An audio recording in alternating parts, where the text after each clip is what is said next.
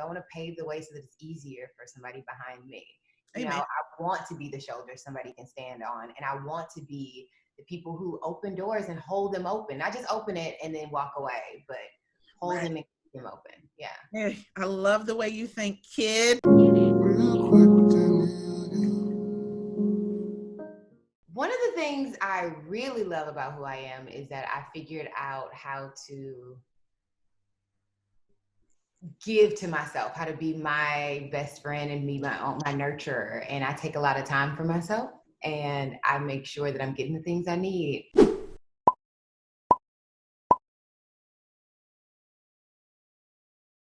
How do you do that?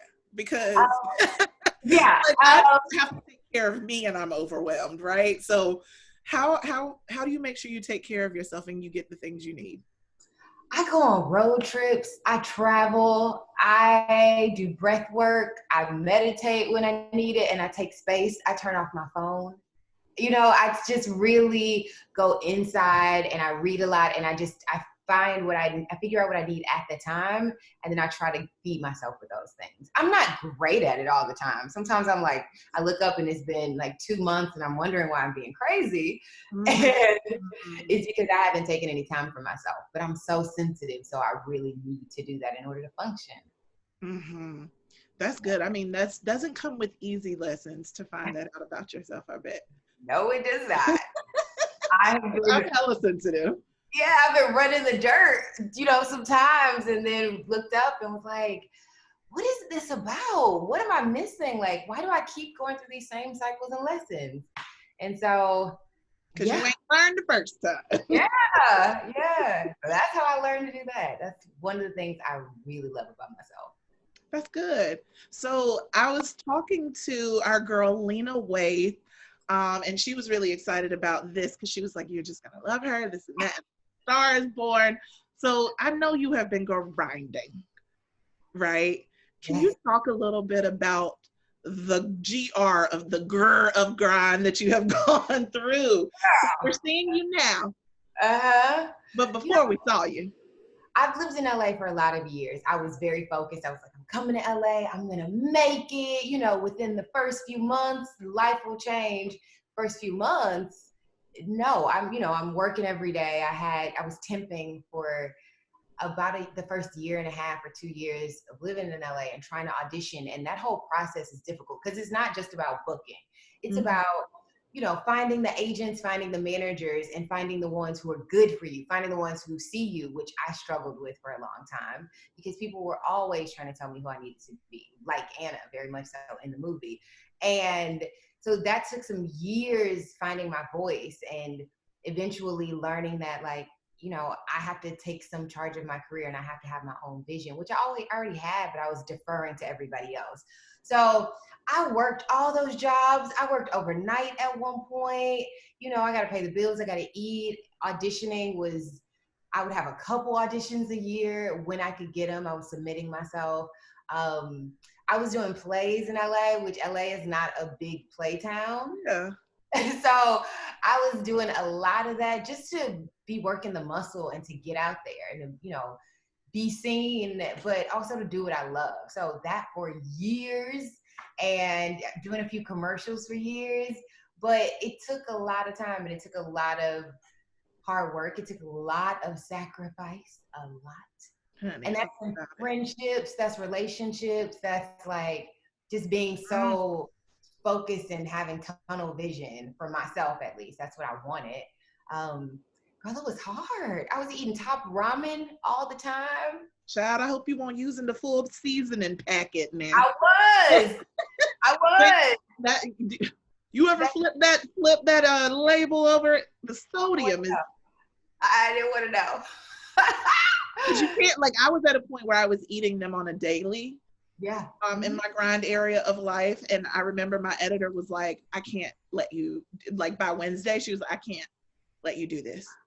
Like I will take you to lunch. And I was like, first of all, I'm embarrassed.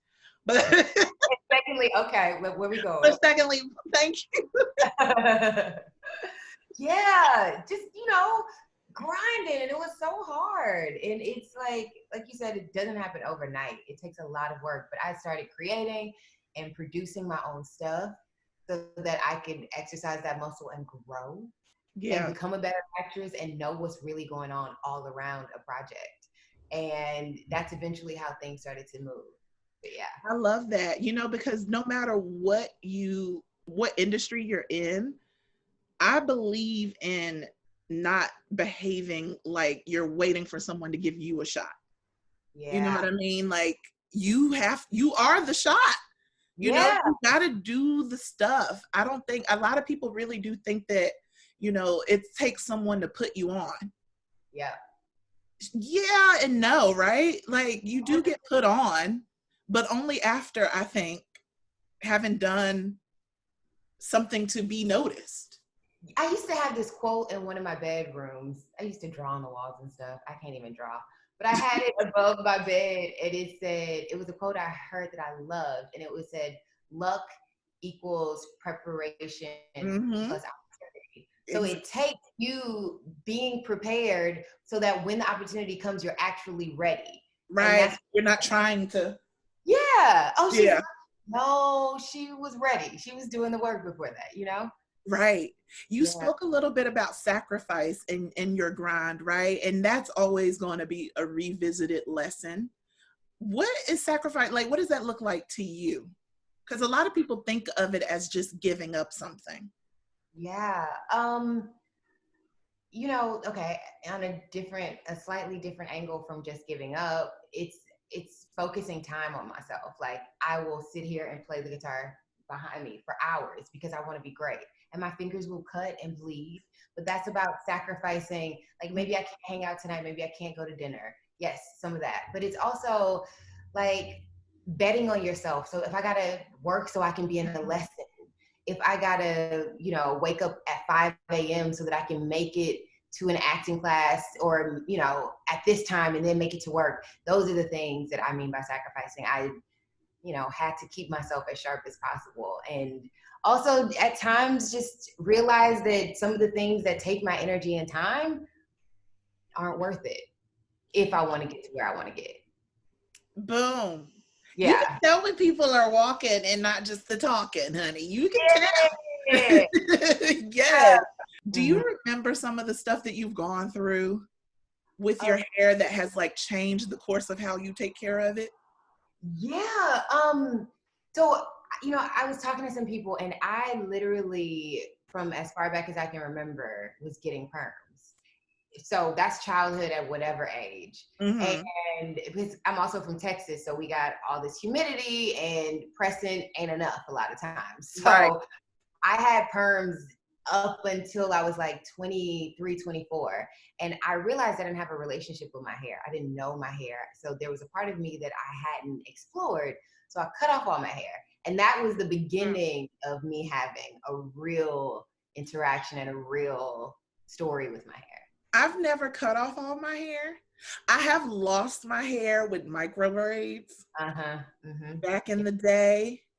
But they say that you're like, I feel like there's a certain amount of people that believe that every woman needs to go through some type of like major like metamorphosis.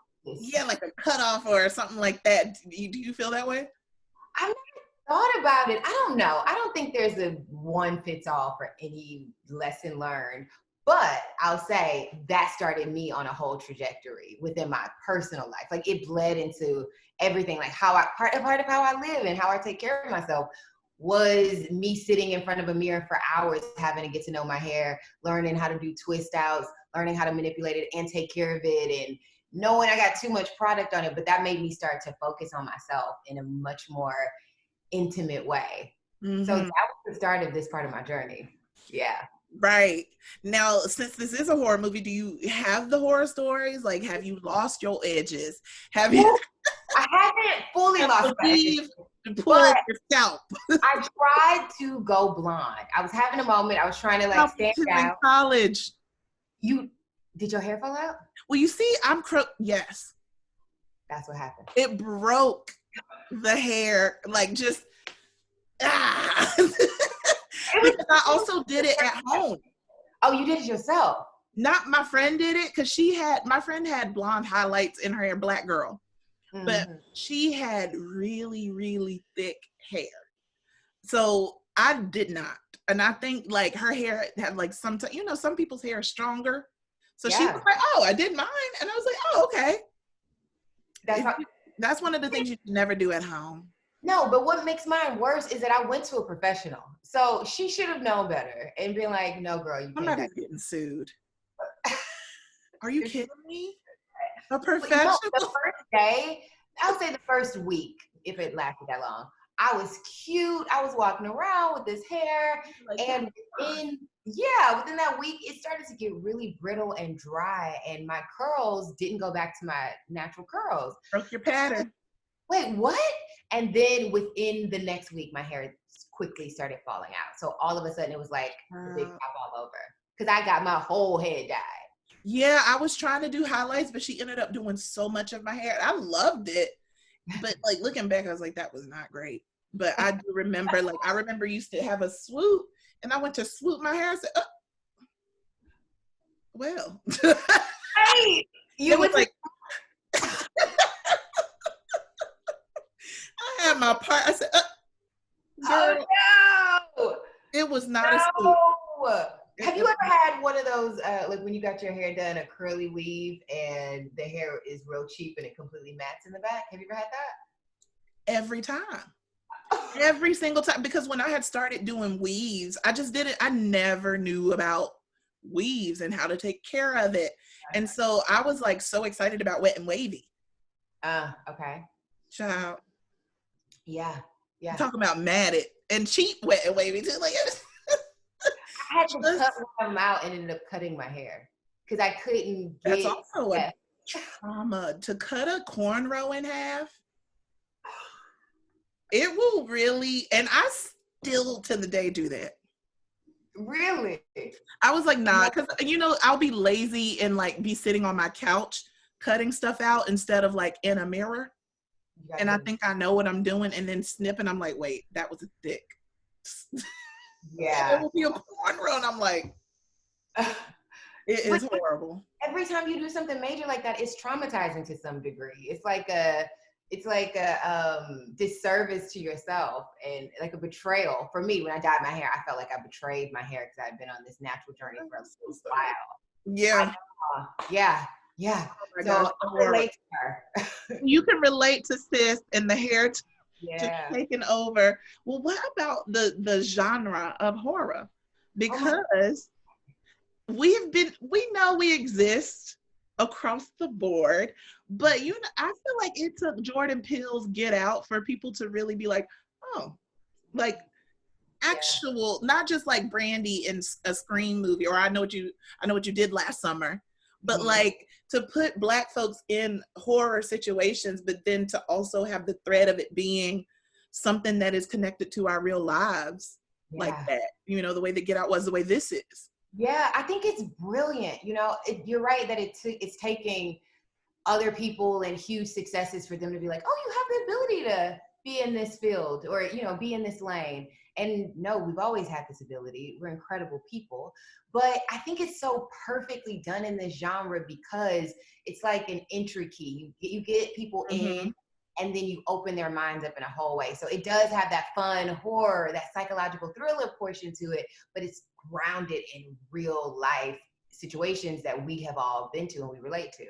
And I think then people who haven't, who are watching can go like, oh, I didn't realize that's an experience I was putting on someone else unconsciously. Right.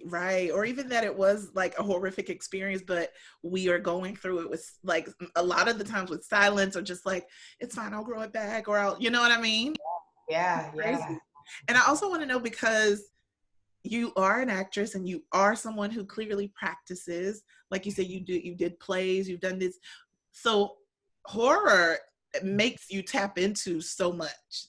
Yeah. To be afraid, to be screaming, to be crying, to be going through all of these things. How do you put yourself in that space? And are you actually terrified when you're doing these things?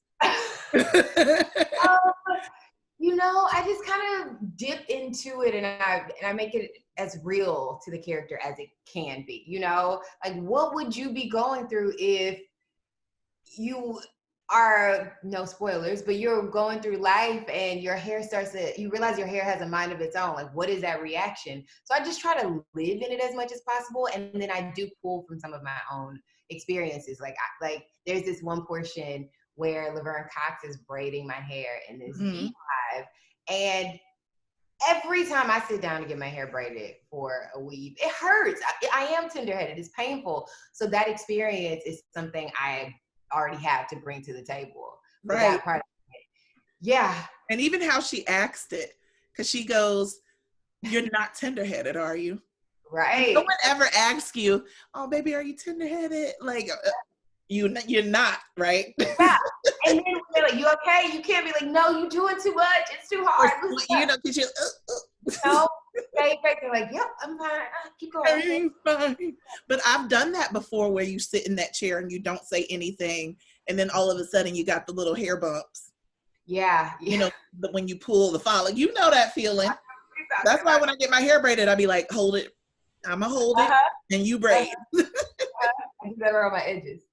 Like, please, okay. I'll be like, "Leave them out. I'm just going to comb them, leave them out." I'll poo-poo. Yeah. Yes. Well, I think I have room for maybe one or two more questions in our time together, Elle. I want to ask you about your like plans. I know asking about the next thing is horrible, considering you're like, I'm in this. But now that people are going to be looking at you a lot more, what kind of things do you think you're going to be sifting through that might be like, okay, I need to do something like this? You know, I've been reading scripts and I've read some amazing things and some not so amazing things, but I'm waiting for the thing that just, gets you deep down where you feel so connected, or like something that's so inspiring. I love character work. But on top of that, I have a production company and a creative partner, and we have been using quarantine. Yeah. And we're going out to start pitching shows like in the next week or two. That's exciting though. I love when people tell us about their production companies, because as you can see, all these deals coming out for a lot of these Black-owned, Black-operated production companies who champion things like Michael B. Jordan's Outlier company that champions people being behind the scenes, like, that are Black. And I'm like, wow, that's a really cool way of using your platform to help change things. But it's absolutely what I want to do. I want to pave the way so that it's easier for somebody behind me. Amen. I want to be the shoulder somebody can stand on, and I want to be the people who open doors and hold them open, not just open it and then walk away, but hold them and keep them open. Yeah. Hey, I love the way you think, kid. Well, before you get out of here, if your hair had a mind of its own, for real, Elle Lorraine, what do you think she would be saying to you? Would she be a horror? Oh no, my hair would be like trying to fly somewhere, like Tinkerbelling around, just doing silly random things. Giving you vibes, burning the sage. Yes, 100%. I can see it. Oh my goodness. Well, I think my time is up. I really enjoyed you. This is like so exciting to see someone actually living their dreams out loud, and I'm so excited for you. Thank you for having me. This is amazing. Of course. Anytime, come back. Don't forget us when you get your Oscars and stuff. I won't. Next time I'll have the Oscar right here in casual. Yes. Well, congratulations in advance, sis. Thank you.